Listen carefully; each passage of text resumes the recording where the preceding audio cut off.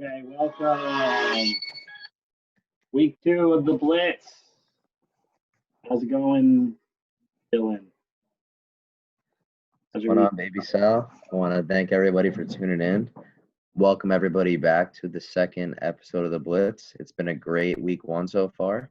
Can't wait to recap it and looking forward to week 2. Absolutely. It was a fun-packed week 1.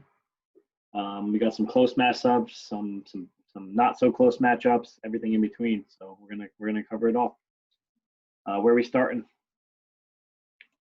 Honestly, I think we should just do a quick recap of the matches week 1. Some things that stuck out on us, some things that maybe we thought were not going to happen that turned out to be surprises. And we could start with your matchup first because we have it right up on the screen here.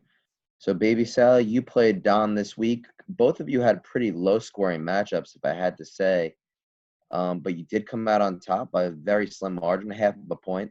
Walk me through your matchup. Where do you think you might have went wrong? Where do you think Don might have went wrong? Where you didn't put up as many points as you wanted.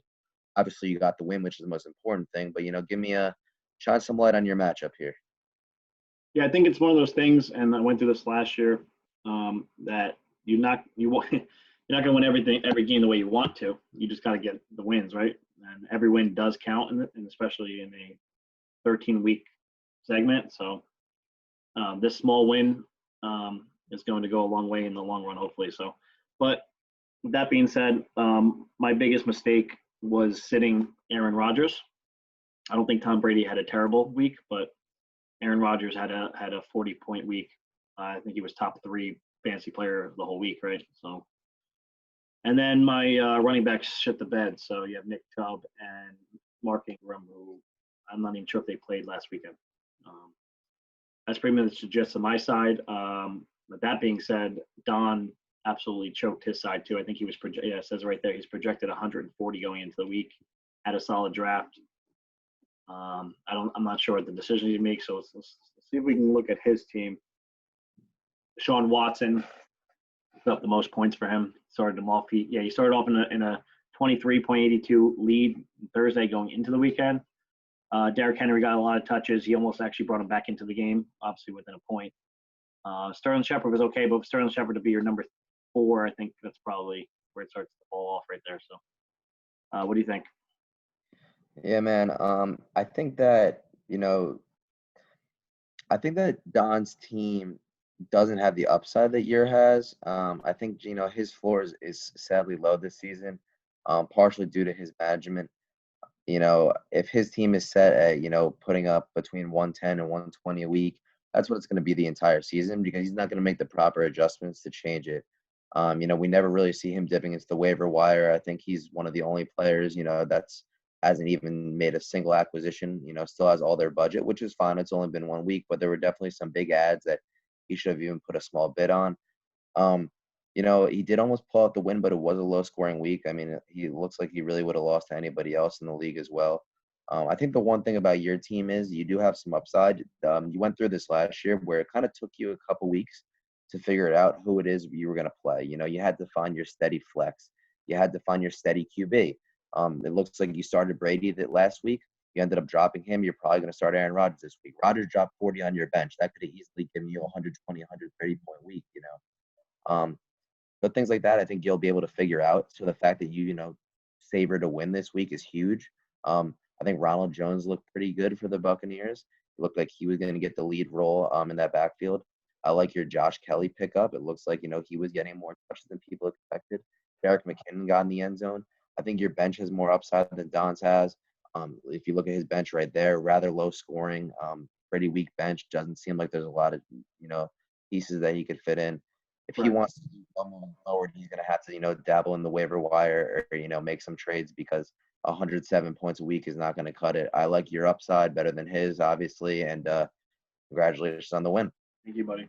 Yeah, just to cap it off, I mean, we say this every year with Don. I hope like someone like Blake Jarwin, who's now on the IR for the whole season, not like a 4 or 5 week thing. I hope he's at least reached out and try to get some free agents, let alone touching the trade market. Yeah, and let's just know this: he James Conner did go down in that Steelers game on a Monday night versus the Giants. Surprised though, right? Yeah, Benny Snell took over, and he did a good job. He rushed for 100 yards against us. I mean, I'm being a Giants fan. We're not the greatest team, but that's still something to note. James Conner should be ready to go for week 2. I know he's questionable right now. He's a little bit banged up, but that's definitely for Don, something for Don to keep in mind. I think he took Conner in the 3rd or 4th round. So if he loses him, he really doesn't have a viable bench option to fill in. I mean, who does he have? Phillip Lindsay? He only has 3 running backs as his entire roster. So, I mean, if bye weeks start coming around, if injuries start coming around, he's got to step his manager game. I hope he does it this year, but I just don't see it happening. Yeah, we said that going in. He didn't have depth coming out of the draft, and he had some risky players that are injury prone. So I wish Don the best of luck, man. I don't think it's fun watching him just drop to 12 and doing the punishment. So or 11 even. We'll see. And then just real quick on my side, I mean, the most obvious thing, and there's no excuse. You got to be a better manager here. I got to be a better manager here. 86 points left on the bench. I mean, my bench almost tripled his score. So I got to do better there. And that's really it. But I got the win. I mean, considering your RB1 and your RB2 put up combined, 7 points, you still got the win. But yeah, you definitely have some work to do as far as lineup management. But we all know that you're more than capable of that task. All right, let's move on here. We got Black Sheep versus the Fresh Prince of Hilaire. That's Nick Santuccio and Danny versus our Commissioner Sal. Yeah, man. I mean, I'll just start here. This matchup was not close. This was a beatdown from start to finish. When I say start to finish, Tooch and Danny lost Cortland Sutton the week before the fantasy season even started. During the season, during week 1, they lost Le'Veon Bell pretty early on in that Jets game. He served as their RB2. I think that the phrase it's getting late pretty early for Tooch and Danny. They also lost Marlon Mack, who was another one of their backup running backs. Joe Mixon did not look good. I know it was week 1 with Joe Burrow, but he's drafted as a high-end RB1, RB2 type guy, and he didn't put up the numbers that we were expecting. Like I said, I know it's only week 1. I'm sure he'll bounce back. I do think that there was some promise in Edwards-Helaire and Juju. I mean, those are 2 guys that could ride them out a few wins. 2 consistent guys. Edwards-Helaire, he looked great on that Thursday night game with Mahomes and a high-powered offense. I think he'll put up numbers. Big Ben is back in full effect. He was looking to Juju early and often. He got him a lot of catches, found him in the end zone twice. So I think those are going to be their horses. Hopefully they get some guys back. I know they're both skilled managers, but they got, 2-3 players on the IR right now. That's definitely not something you like to see this early on. And then Weezer's team, and we talked about it. We had him, 1 and 2 in the power rankings, right off the draft and before the season started. I think he's got the depth. We see Swift got in the end zone on his bench, just in case he needs it. But his starting lineup is almost impeccable. Calvin Ridley with 130 yards, 9 catches. Ezekiel Elliott is always a lock to get in the end zone. Aaron Jones, same thing. High-powered. Packers offense looked phenomenal. He's bound to get in the end zone. Josh Allen had 300 yards, 2 touchdowns, ran for a touchdown versus the Jets. I know it was the Jets, but he plays in a weak division. He's going to see Miami. He's going to see the Jets again. I mean, I love Josh Allen as a streaming QB. And Evan Ingram, I think he's a great tight end pick. He didn't show it this week, but I think Weezer's got a really, really good team. It's a force to be reckoned with. Robert Woods also dropping 100 yards versus the Cowboys. I feel like he was all over the place versus you guys on that Sunday night game. Weezer's team is going to be a tough team to beat. He ran away with this one. He's a good manager. And we got to remember, too, he lost Kenny Galladay a couple days before week 1. So I think I covered pretty much everything in this. So I'll drop it off to you.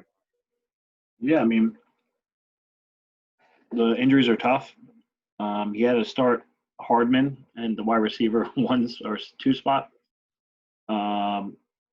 Question is Cortland Sutton ready to go? I think his quarterbacks are fine. Roethlisberger had a good week. Burrow will keep getting better. I think Singletary did more than we all expected, but he still has to split with your boy Zach Moss, who I think is just better all around. PPR. Marlon Mack's out, right? Samuel's out, Mims out, and Bell out. I think that says the whole thing right there, right?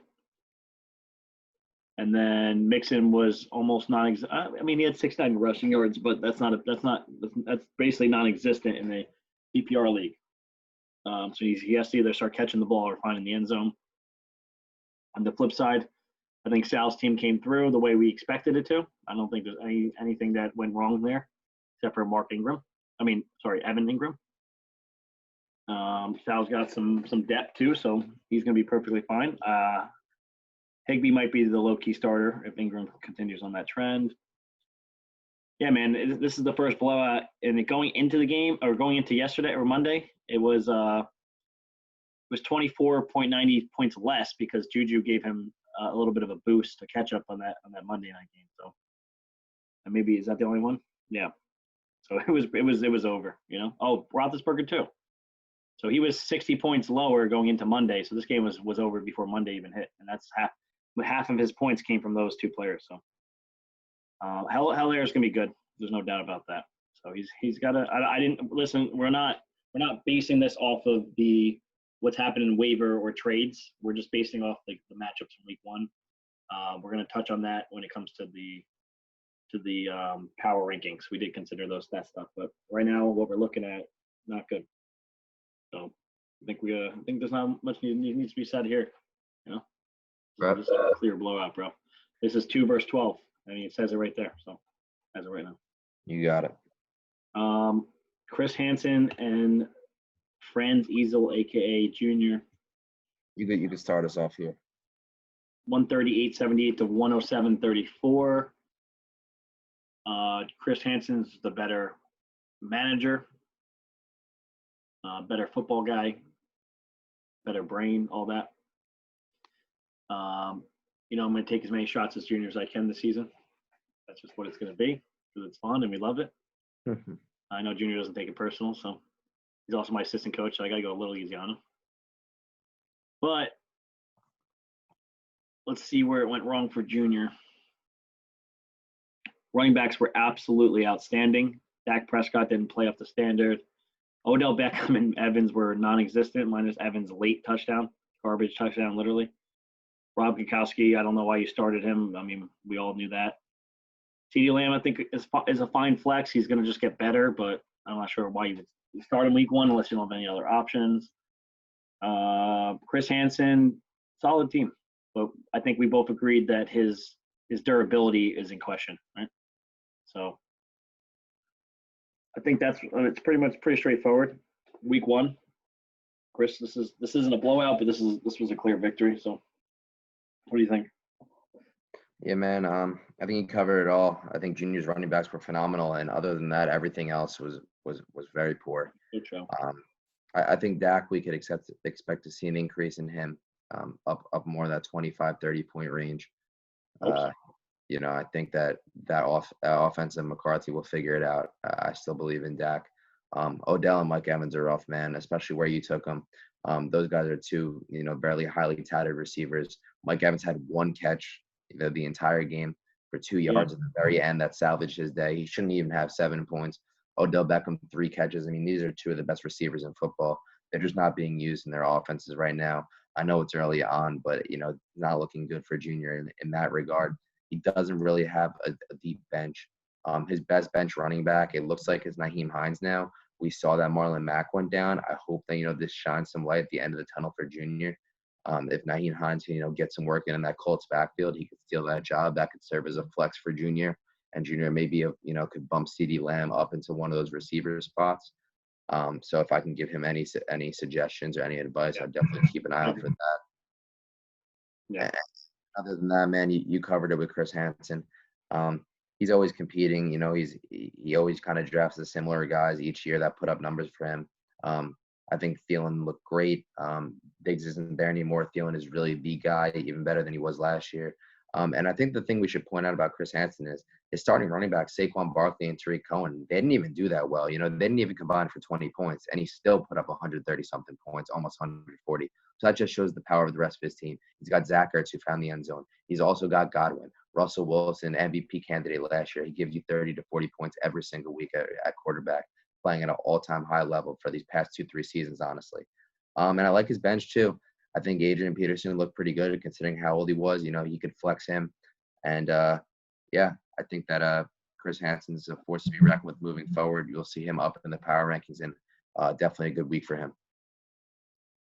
I think one of the biggest things to touch on is, like you said, it's Hines and Peterson on some bench upside. Chris Hansen has the best 1-2 punch of receiver, I think, right now. I don't think we can argue Thielen and Godwin this year as a combo. Junior's one of the best running back combo as well, though. But even with the Hines stepping up, he's still got to work on that receiving core. So we're not going to tell him what to do, but that's where he needs to work on his team and his tight end. So the whole entire receiving core. So does he even have a backup tight end, dude? He's all in on Gronkowski. So those are the moves that, I think you see the separation of managers, though, Dylan. Am I wrong? I couldn't agree more there. It's a simple fix, Yeah, I think, little things like that, can make a big difference in your total points each week.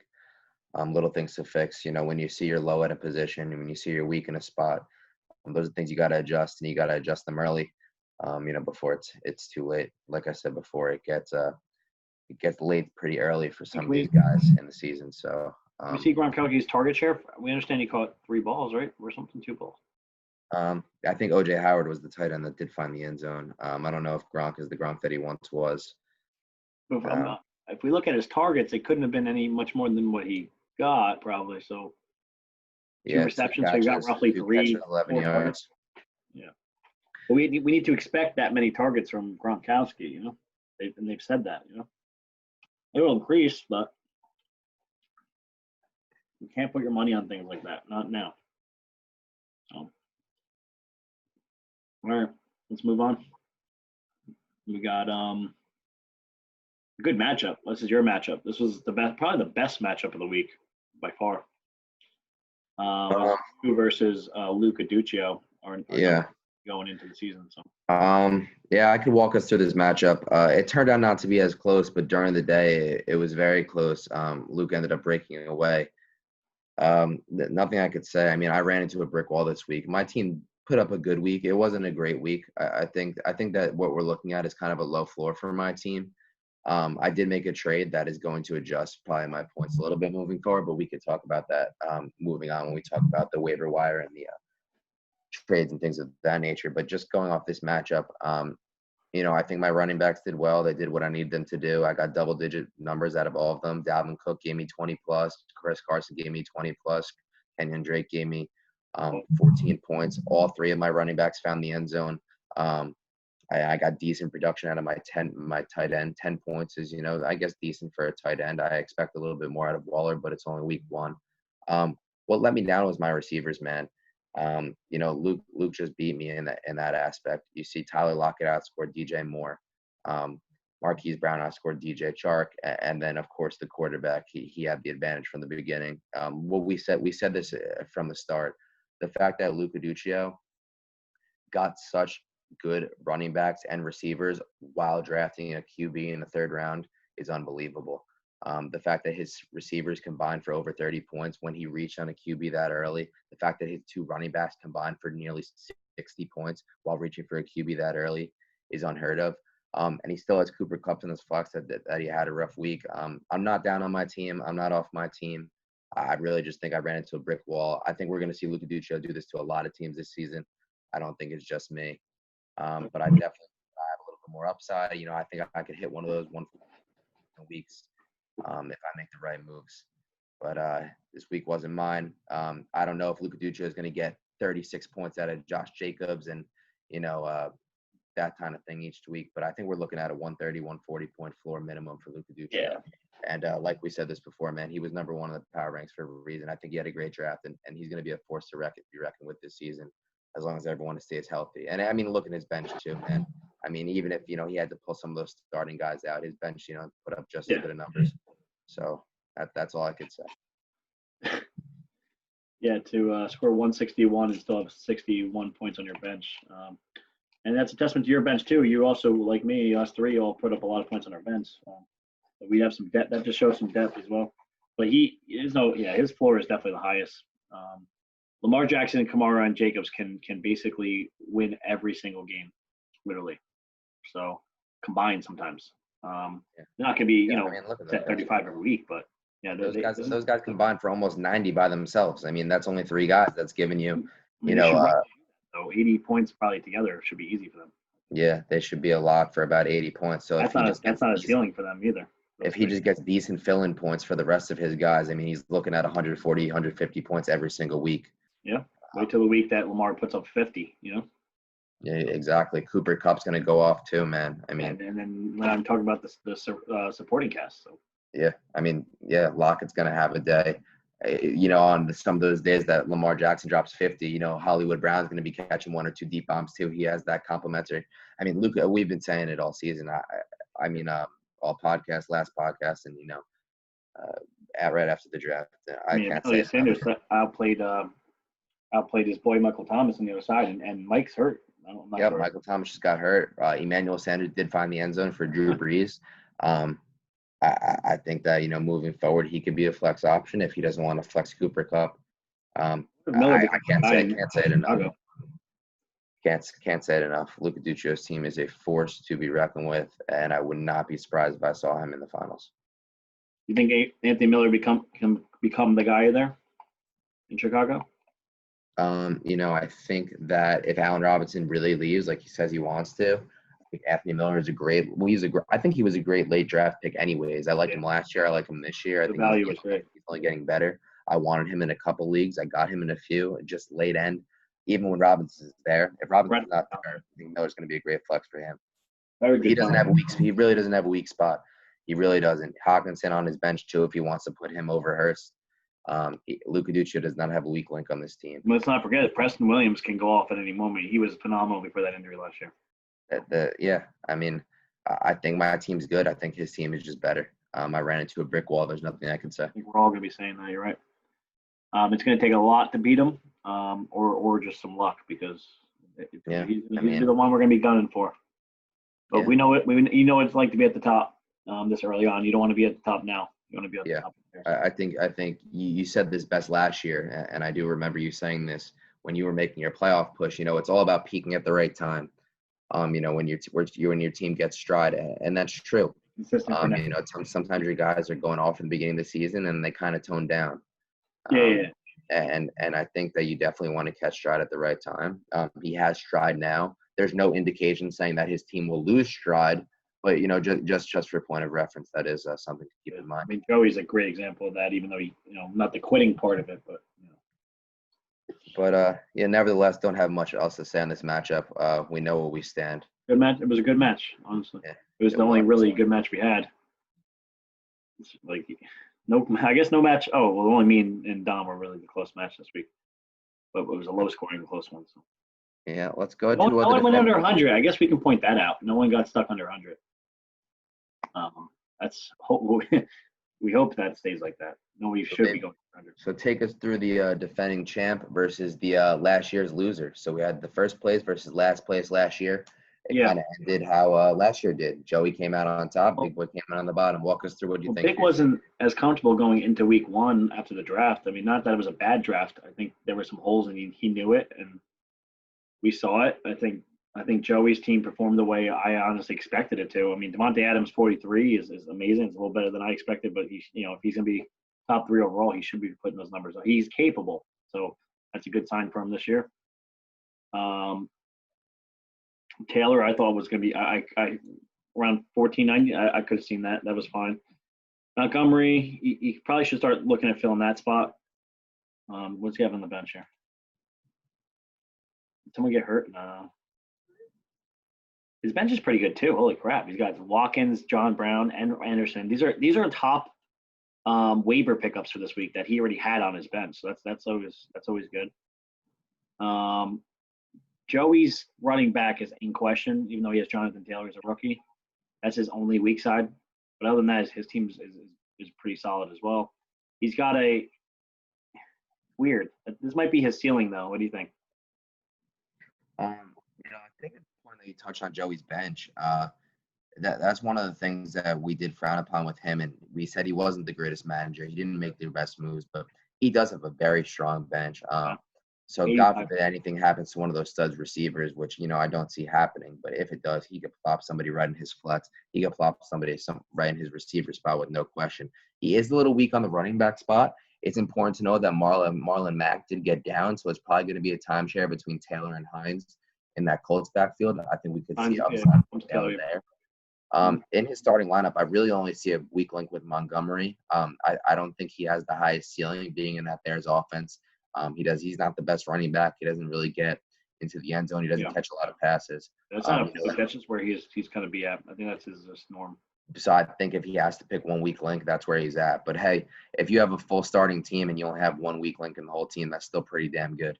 Mahomes is giving you numbers every week. Adams looked absolutely phenomenal. Is he going to give us 45 points a week? I don't think so. But he looked absolutely sensational. I think with Michael Thomas out on injury, Davante Adams is a front runner to finish number one receiver this year. I told you this before we even did the podcast on week one. Remember, I told you that Joey got the steal of the draft, getting Davante Adams at 11. I said you could pick him. I agree with that. Him and Michael Thomas are 1A, 1B. I said you could interchange those. I've seen them go right next to each other in drafts. I've been saying it. I think Aaron Rodgers is on a bounce back year. I think Davante Adams is set for a great year. I like Joey's team a lot. The thing about Big Boy's team is they are young. He's going to have some promise later in the season. We talked about this. I think Henry Ruggs is going to find his stride. He looked pretty good considering he only played his first game at 55 yards. Okay. I think J.K. Dobbins was, put on a great show for his first showing. He found the end zone twice, his first ever NFL game. That was big. Todd Gurley, his first game for the Atlanta Falcons, found the end zone. That was big. Kyler Murray with his new improved offense with DeAndre Hopkins. That looked great. He did trade away Julio Jones to me, so we'll get to that later on.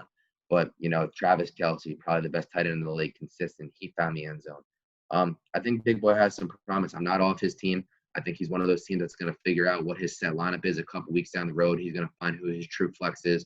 Maybe Fournette will get more mix into the Buccaneers offense. I think his rookies will start progressing. And I think Big Boy's a team that you're not going to want to see a couple weeks down the road. It just might not be ready yet to compete with the Joeys, the Lukes of the league. But I'm not off Big Boy's team. I think, Joey just had a better week. Yeah, Big's got a good team. The Fournette thing really hurt him. That sucked. Yeah, and he took him what? Before the season started. Yeah. I'm pretty big on Judy, though. I don't know. Hopefully he gets fantasy production, but that dude's freaking talented, man, huh? I didn't know that. Is he second year, Judy? Jerry Judy's first year. He just came out of Alabama. Oh, that's who that is. Okay. Yeah, he's a good player, man. He can move.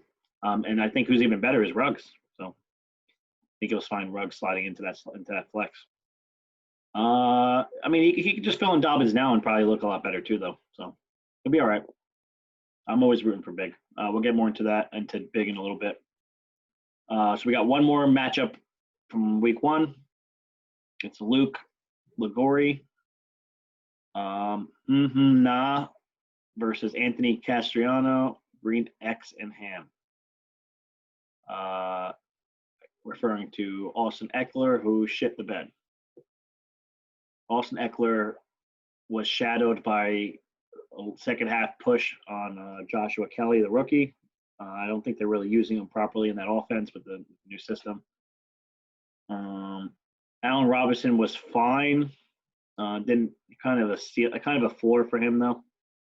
And Michael Thomas was probably the biggest upset of the week, period, ever.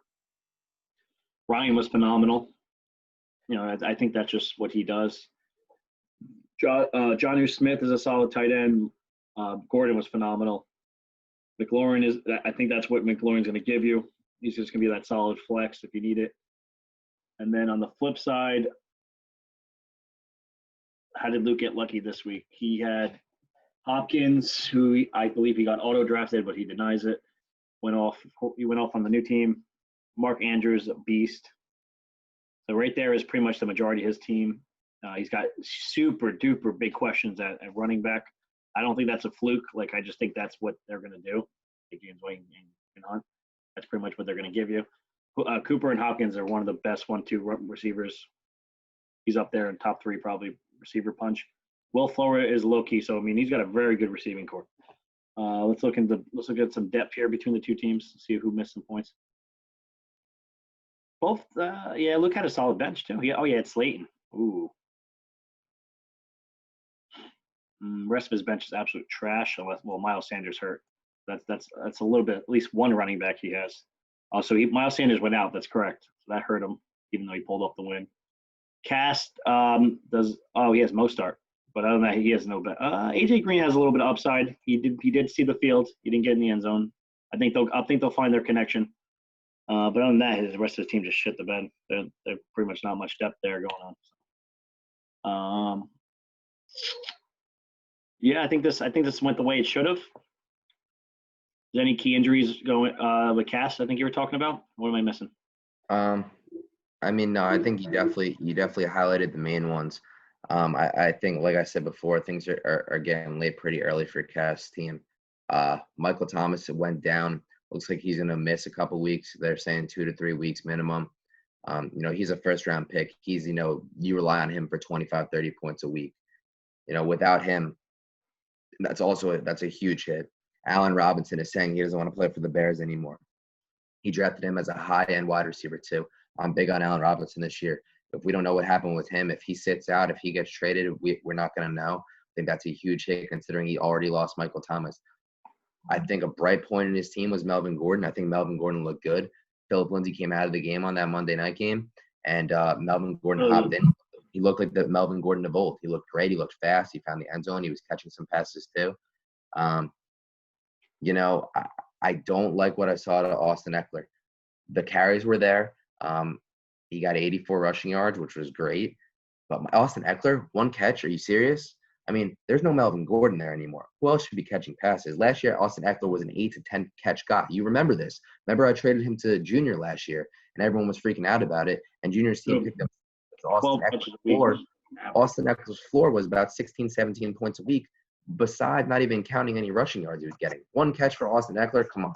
I mean, Tyrod Taylor cannot throw the ball. He should be dumping off to Austin Eckler every play. I think 1 catch is absolutely ridiculous. If you don't see that catch rate, start up, I think it's gonna be a long season for Cass. He lost his wide receiver 1. If Austin Eckler is supposed to be his running back 1, he's putting up numbers like this. I think it's gonna be a long season for him. I liked his draft. I like him as a manager. I think he's got a solid bench. Maybe he plugs in Raheem Mostert. Maybe AJ Green gets going and he plugs him in. I think that he's a strong manager. I think he'll make the adjustments he needs. But like I said, things are getting late, very early for him. And then as for Luke Liguori's side, receivers are good. Bro. Yeah, receiving core. He might be up there with Chris Camarote for the 1-2 punch. Amari Cooper and DeAndre Hopkins are great. He has more depth. Yeah, man. Will Fuller and Slayton are no joke this year. Yeah, Fuller. Yeah, Fuller. He had 8 catches on that Thursday night game. Looked to be Hopkins. Not Hopkins. Watson's go-to guy without Hopkins in Houston anymore. Darius Slayton looked to be Daniel Jones's go-to guy. He got 2 touchdowns in that game versus the Steelers, a tough defense. And Luke's also getting Miles Sanders back. Let's remember that he didn't have his RB1. He drafted Miles Sanders pretty early, I think, at the back end of the first round. He didn't have him week 1, and he still put up 146 points. So 146 points without your running back 1. I think Luke Liguori is a force to be reckoned with. I like him moving forward, man. I think that he's got a good team. He always does. I think that his team showed it this week. I think that's the biggest headline there. It's no matter what, even if we hated on him, he may have got auto drafted on for a couple picks, whether he's whatever. He doesn't admit that he had the whole thing auto drafted or half. I think he said after round 9 it auto drafted. I don't believe that, but whatever the case is, he finds a way to put up 140 points a week throughout the season. I think we said with Luke, is he going to win the big game later in the season? So there's a lot of fantasy football to be played here. So, but Luke is definitely in contention yet again. 4 years now, right? 4 or 5 years now. So crazy. Always finds a way. That's just being a good manager, period. So. I agree. The kid puts up points every single year. He always finds a way. He doesn't stop, and we hate on him too. We always try to break his balls, but it doesn't work, man. You know. So that is the last match, right? Yeah, we could jump to the power rankings, and we could talk about the waiver wire and trades if you would like. We're breaking news. One second. Okay. Take it. This just in, there's been a trade. Week 2, we already have a official trade, and from my sources, it says that you're involved, though. Maybe you can walk us through it. Yep. So if you look at the league, you might be able to highlight the trade. I don't know if it says it. Yeah, let's do that. I wasn't even given the info. League.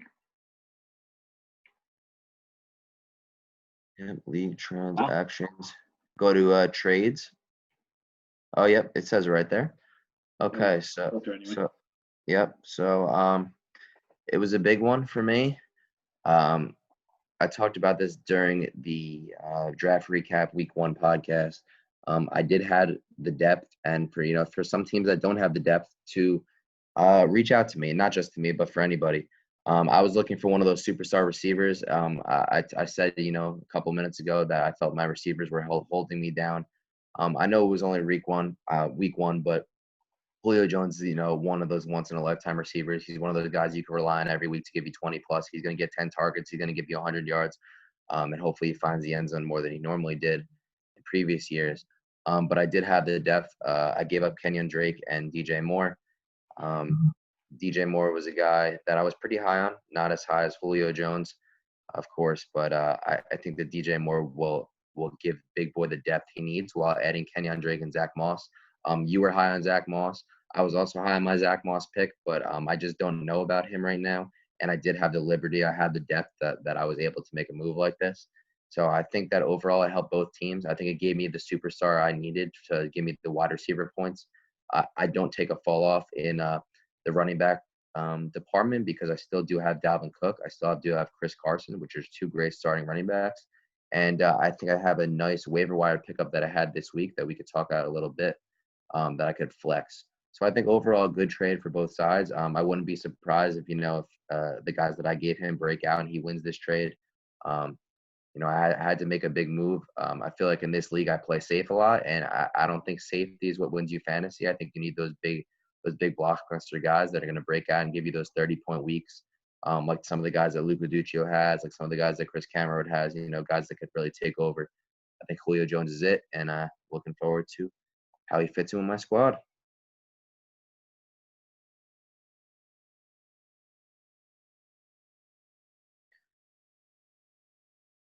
It looks like Baby Sal is on mute right now. Okay. Sorry, technical difficulties. It sounds like Big is going to join us in a couple minutes here. They're working on getting his audio and video in the call here. We all got to understand that we're going through tough times, so a little different. We can't be together, so we're doing virtual. But we're gonna have a special guest. He's gonna help add on to the trade. He's the other half of the trade. For me, this is cliche Dill trade. Add depth onto depth. That's a big strategy that you use, and it works out for you usually. But looking into the actual trade, I didn't actually see it. You added Zach Moss. That's why you're saying that. Okay. I heard everything you said, but so he got Zach Moss, Drake, and more. Wow, that's fair. It was a lot. Yeah, it's definitely a lot, and that's one of those things. Julio Jones is a monster, but what if he goes down? And it's just it's not lopsided at all. So we know Big needed it. So I think that's the first thing to touch on. That Big he's not going to be the guy to sit around, not after week 1, in the draft. So Big got an instant boost to his team. Can we take a look at his team? Yep. So even if you just look at his starting lineup now, he was able to plug more right in. We talked about it before. Leonard Fournette was supposed to be his RB2. He went down. He's needing an RB2.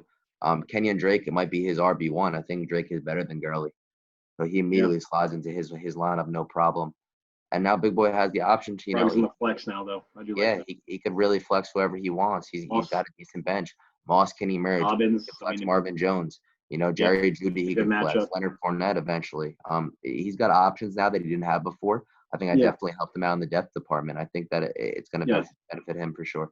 Because these guys look a lot better on the bench than having to be forced in your lineup. You know what I mean? I agree. And that's the way you need to see perspective wise. DJ Moore's got to get his shit together. I don't think that's gonna be a problem, right? I mean, he's a PPR machine. Well, what I didn't like was if you look at his stats, he did only catch 4 balls. If you watched that game, Robbie Anderson led the team in catches. Second was Curtis Samuel. So I thought DJ Moore was the number 1 guy there. It was only week 1. Am I overreacting? Probably. But last year, DJ Moore's production was with Kyle Allen. They're starting Teddy Bridgewater now. When a new quarterback comes in, sometimes he has his guys. Sometimes he changes his mindset. They did add Robbie Anderson, like I just said. He might be their deep threat now. I think he caught 7 balls for 100 and something yards and a touchdown. Only 4 balls, 54 yards. The targets were there, but the catches weren't. I'm sure he'll establish some camaraderie with Teddy Bridgewater later on in the season, but I felt that it was the right move to make right now. It wasn't like the worst day in the world. I mean, No, it was okay. It wasn't a horrible day. It was an okay day, but that is his floor, though. I think, sadly, with a player like that. But being my wide receiver 1, in order for me to win those tough weeks, going against a team like Luke, I'm gonna need higher production. You don't want to floor that low. I don't think anyone really who wants to win the whole thing does. But think about it. Big just got him added in addition almost because he is giving away Julio Jones. So you have to kind of replace that. But he needed that running back depth, not even just 1, 2. So that's pretty good. Should be interesting. I think it could play out for you as well, of course. So let's look at your team now. I love Julio and Chark now. That's solid. It's always sexy. I like the Tannehill move, bro. I'm a big Tannehill guy. I'm not gonna lie. Yeah, I didn't like how Wentz looked week 1. I think Tannehill's got a pretty easy matchup versus the Jaguars. The buyer's beware right there.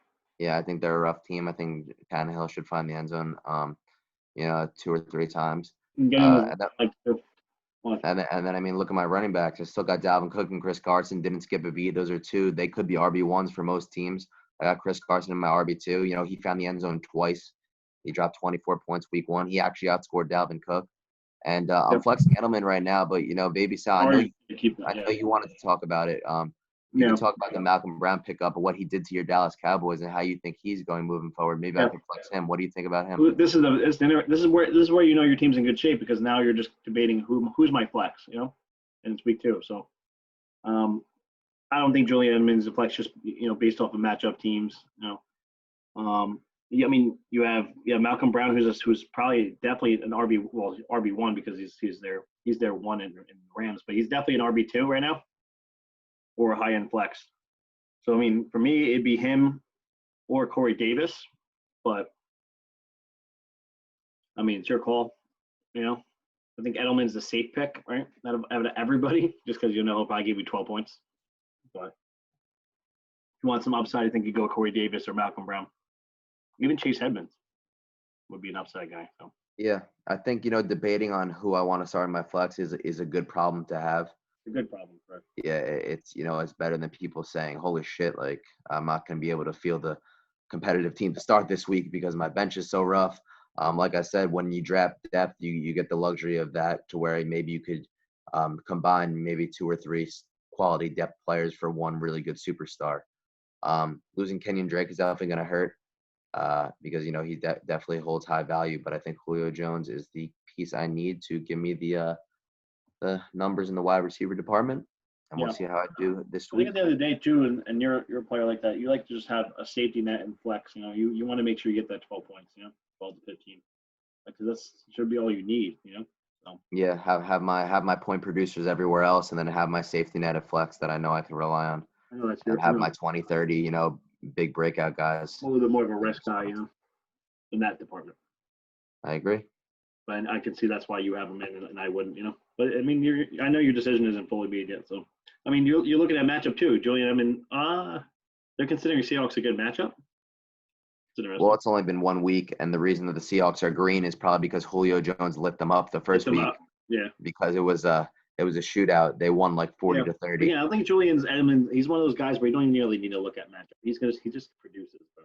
Yeah, no, he's the check down guy. He's gonna catch 5, 6, 7 passes for 60 yards a game, and if he finds the end zone, he'll give me 20. If he doesn't, he'll give me 12, and that's okay. If you want to look at the transactions while we wait for Big to get on, if he's going to be able to get on, maybe you could talk about some of the other pickups, maybe some guys you wanted to bid on, maybe you think pickup of the week, things of that nature, before we get into the power rankings. I made a bunch of moves, but yeah, we could look at these. Do you think anybody, Paris Campbell you talked about? 1 second, because we have these other ones here. So that means that the league is healthy. Yeah, so go to Fab Offers, actually, because if you go to Fab Offers, you could see what everybody bid. Okay, but let's just start with this one because this is an important one.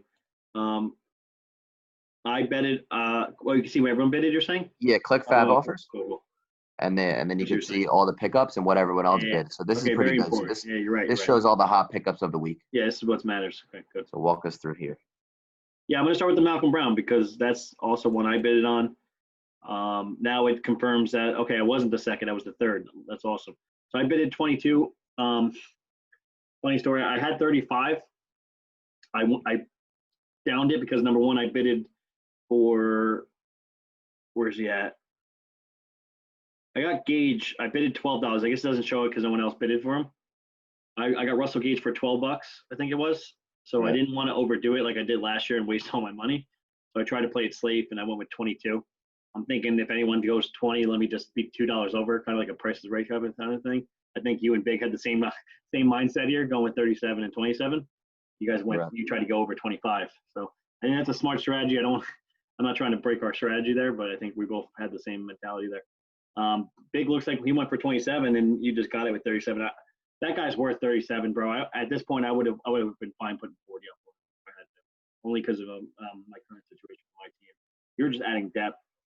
Yeah, I wanted to talk about when I made that Julio Jones trade. I'd said to myself that if I complete this Malcolm Brown acquisition, that will give me the running back depth I need to give me the luxury to make a trade like that, to where I could, for those of you who don't know, I reached out to Baby Sal earlier, inquiring about Tyreek Hill, giving him a similar trade. I was looking for one of those superstar receivers, and now that I had the depth to fill that.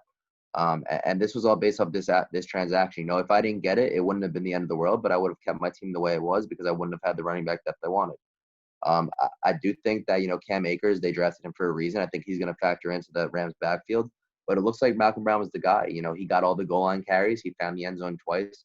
He caught a couple passes. It might be a split backfield, but I think for right now, Malcolm Brown is going to give me solid flex option, and maybe you'll see him in my lineup this upcoming week. I just highlighted it, but I think that's what makes fantasy so fun in a league like this when it's active. We have 1, 2, 3, 4, 5, 6 of us betting on one guy. He's worth every dollar that you put on for him, I'll be honest. And he's not going to be the only one, hopefully. So let's look at the other stuff, though, see if there's any, kind of people overpaid. Yeah. So, what do you think? What do you think about Snell, just because he's at the top there? We talked about Don losing James Conner. Do you think that he's going to be a viable ad? Saw a couple people try to bid on that. Let me look at Snell because we have his performance. Yes, he had 19 carries for 113 yards. Oh, you said Connor went out that game, right? I missed that game completely. It has nothing to do with not liking the Giants. Yeah, dude. I mean, if he misses any time, that's an awesome pickup for $16. So they had 3 people bid on that, right? Yeah. Wow. So we might have to. Sal's getting outbid, huh? I think he plays a 2 seed, but he's got a good team. Now I think about it, did we talk about Sal's matchup? I don't remember talking about his team at all. Yeah, we did. It was the first one to blow, or that first blowout. That's right. Yeah, he played Edwards. He played Fresh Prince of Hilaire. It was not a competitive one. But I look at 3 times he tried to bid and he lost all 3 of them according to the Fabs. So Yeah. he lost the bid Well, on. you know, it's important to note. He also, if you look underneath, he already spent low. $21. He already spent Ooh. $21 on Chris Thompson before the season started. When Leonard Fournette was released from the Jaguars, he thought that Chris Thompson was the starter, and Chris Thompson didn't even really get any reps for the Jaguars. So that really turned out to be This a happened waste. way before. I got you. Okay. Yeah, so that turned out to be a waste of $21 for him. So he's already Yeah, down to $79 before the season even started. He's And probably he trying likes- to be more he likes to save his conservative money, now yeah. that he wasted some money. Yeah, he's already conservative as it is. So Dallas Goedert, I think, is the second most important pickup here. I was high on him in the draft, man. I shouted that guy out. I would have drafted him if I had to, but I thought the 2 I had were a little more consistent. Paris Campbell, how did he do? I didn't really see anything on him. For you got him for $14. What do you think? I mean, that's not a lot of money, but it looks like Big wanted him as well. So Yeah. it was an ant versus ant bid off. Yeah, I think Cass definitely bid a little high looking at the numbers, because if he would have bid $2, he would have got it, of course, but he didn't know that. And of course, I think that Parrish Campbell is probably the hottest wide receiver pickup this week. And I think Cass realized that he lost Michael Thomas and he needed to make a move. That's what I said. He's a good manager. He's on top of it. I think Parrish Campbell was probably the hottest wide receiver pickup. Not hottest pickup overall, but if you look at click the little yellow note, I think it'll show. Next to it, his targets and things of that nature. Yeah, but he had 9 targets, 6 catches, 71 yards. That's pretty good considering his production first ever played with Phillip Rivers. It looked like he was the wide receiver one there. T.Y. Hilton didn't really do anything. So, if that's what it's going to be moving forward, I think that's a good. I don't want to toot my own horn, but I'm not upset about my pickup either, though. And I think he got him for $12. So. Yeah, I mean, Atlanta was slinging the ball. He caught just as many catches as Julio Jones and Ridley did. I don't know if Atlanta's going to concede. I don't know if Atlanta's going to concede, 40 points a week to where they're going to be losing and have to sling the ball like that. But Russell Gage is at the very least a good flex option. I don't know if he's going to give you 20 points and 100 yards every week. But yeah, I was physically able to watch not all the game, but I got to see him play. I did like what I saw. He's younger, obviously, right? Yeah, good at. But yeah, that's a crazy receiving core, man. You got to feed all 3 of those mouths. Noah Fant is not a bad pickup at all, either. You pay $5 is more than fair, I think, for a Noah Fant. You need a tight end. Any other notable pickups? I mean, pick up Scandling. I re-picked up Lazard, but I at least got him for free because I did drop him. I wasn't sure what I was getting out of him yet. I have Aaron Rodgers, so I kind of picked him up too. Sal got Marquise Scandling, so I think they're both, even though Lazard's the 2 and he's the 3, I think they're both solid pickups. Peyton Barber's a good pickup. I didn't have room for him. I have a bunch of running back hopefuls, so I think that's a solid pickup. And everything else is just pretty much the defense kickers, which is going to happen every week. Oh, you got Myles Gaskin. I don't think that's a bad pickup either, especially over Darrell Henderson. He's got a lot of upside. We'll see. Oh, Corey Davis. I thought it was you. That was Big. Big Boy picked him up and then he dropped him and then I picked him back up. Oh, wow. Interesting. This could be very notable going forward. Yeah. Wow. I like the Davis pickup. And I was smart on you snagging him back. Cool. Frank Gore is actually a low-key good pickup this week. Oh, that was you.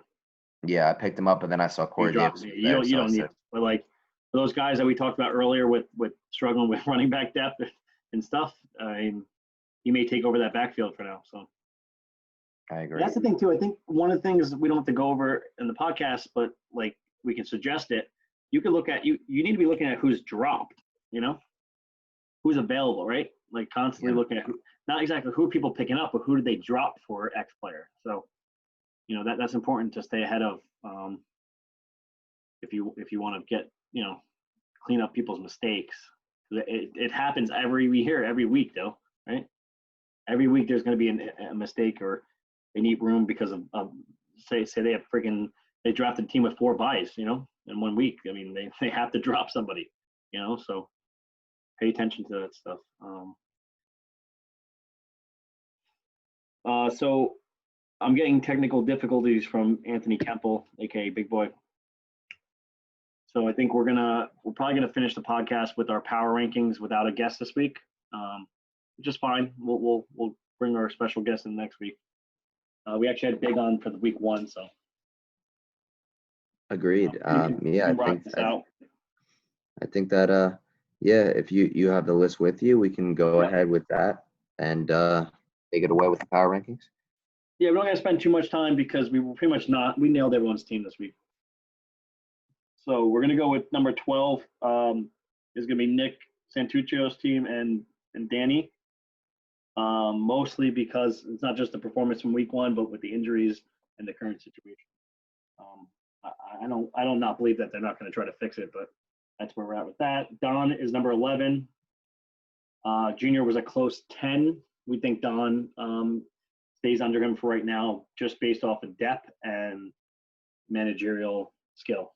So Junior's the 10. Cass is the 9. Another person with some terrible luck. Always in this league, terrible luck. Minus year 1 when he won. Since then, he's been cursed. He takes the 9. Big Boy gets the 8. I think he's the best of the worst teams, right? And he just made that big trade, so we're not even we're considering that, but he can really excel in the power ranking. I'm number 7. Obviously, I snuck out a wing with a bad week, so I belong at the 7. And then I think there's that upper tier. We move into you at 6, and Chris at 5. I think you're the better manager, but Chris right now has had the better team prior to the trade. Trade obviously propel you as well, so that's what we're gonna be keeping an eye on. We got Luke Liguori at 4, Joey at 3. This is performance based. I think they're the easy 3 and 4 at the moment. And then the 1 and 2, we got our commissioner Sal at 2 and Luke Adduchio at 1. Luke came into the season at 1 and he stays at 1. And I think that's who we're gonna be looking up to moving forward here. So I'm gonna close this out. Whatever you got.